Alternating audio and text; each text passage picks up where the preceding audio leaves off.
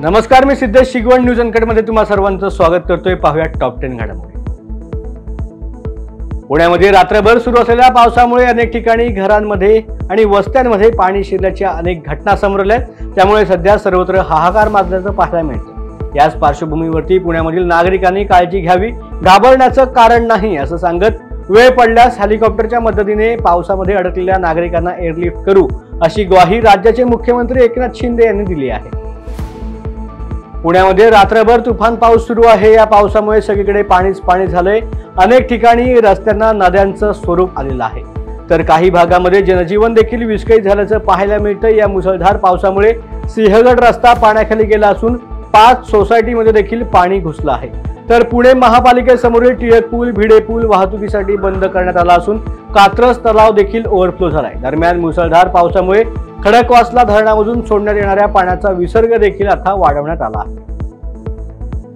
पुण्यामधील पावसाची परिस्थिती पाहता जिल्हाधिकारी डॉक्टर सुहास दिवसे यांनी संबंधित उपविभागीय अधिकारी आणि तहसीलदार यांच्याशी चर्चा करून परिस्थितीचा आढावा घेतलाय।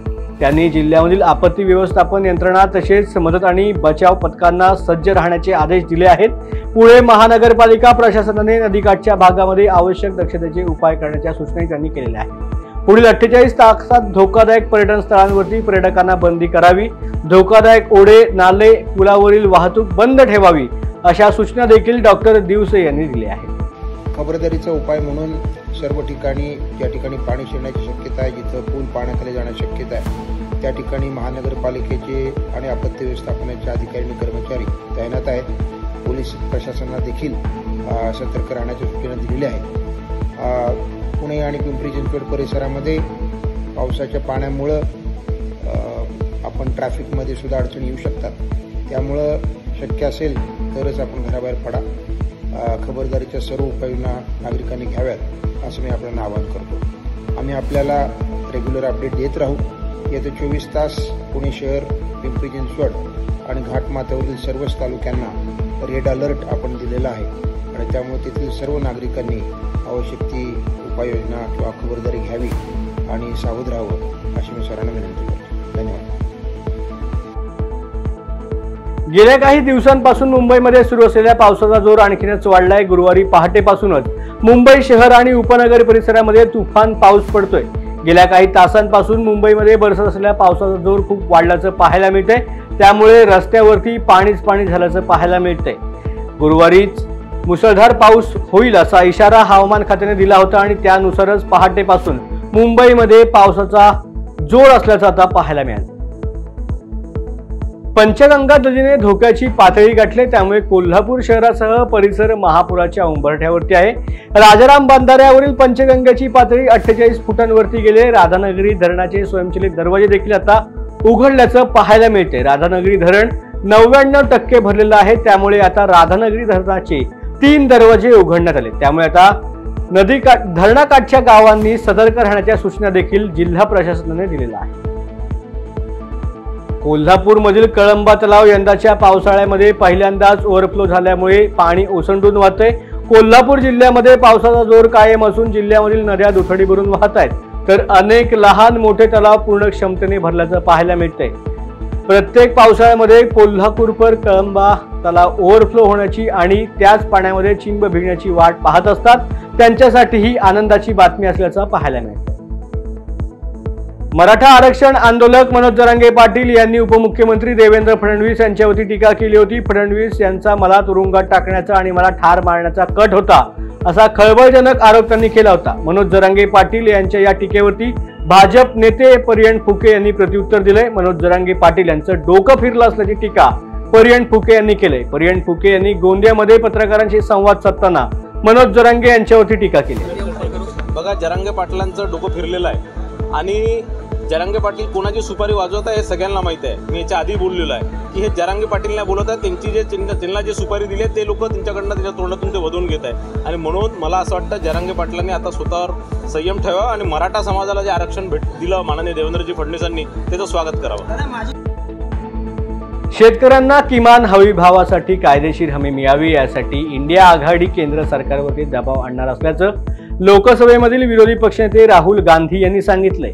त्यांची शेतकऱ्यांच्या एका शिष्टमंडळाने संसद संकुलामध्ये भेट घेतली। पंजाब, हरियाणा, उत्तर प्रदेश, तेलंगणा, तमिळनाडू, कर्नाटकमधील शेतकरी नेत्यांच्या या शिष्टमंडळात समावेश होता। शेतकऱ्यांना भेडसावणाऱ्या प्रश्नांवरती इंडिया आघाडीमधील नेत्यांशी चर्चा करणार असल्याचे राहुल गांधी यांनी शेतकरी नेत्यांच्या शिष्टमंडळाला सांगितलं आहे।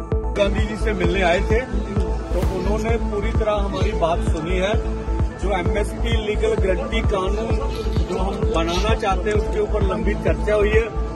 कांग्रेस पार्टी अथवा जितने भी इंडिया गठजोड़ के घटक हैं इन्होंने विश्वास दिलाया कि हम सबसे बात करके जो किसानों और खेत मजदूरों के मुद्दे हैं देश की पार्लियामेंट में हम ज्यादा महत्वता देकर उसको पूरा कराने की कोशिश करेंगे। ये हमारी राहुल गांधी एक बात बहुत इम्पोर्टेंट विपक्ष के नेता माननीय राहुल गांधी जी से हमारी हुई है। जो हरियाणा गवर्नमेंट ने हमारे किसानों के ऊपर जिस तरह का अत्याचार किया है उसको इन्होंने हमारे साथ वायदा किया है कि जो हरियाणा गवर्नमेंट वही गोलियां चलाने वाले, वही मारने वाले, वही इन्वेस्टिगेशन करेंगे और वो कैसे इंसाफ देंगे उसके ऊपर हमारी आवाज बनकर पार्लियामेंट के अंदर वो बात रखेंगे। प्रयास करेंगे कि हमें इंडिपेंडेंट वो इन्वेस्टिगेशन हो पाए और उन्होंने ये भी हमारे साथ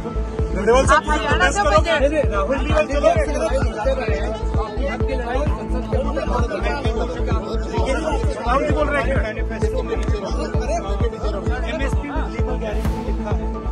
हमने पूरा उसका असेसमेंट किया है, वो किया जा सकता है।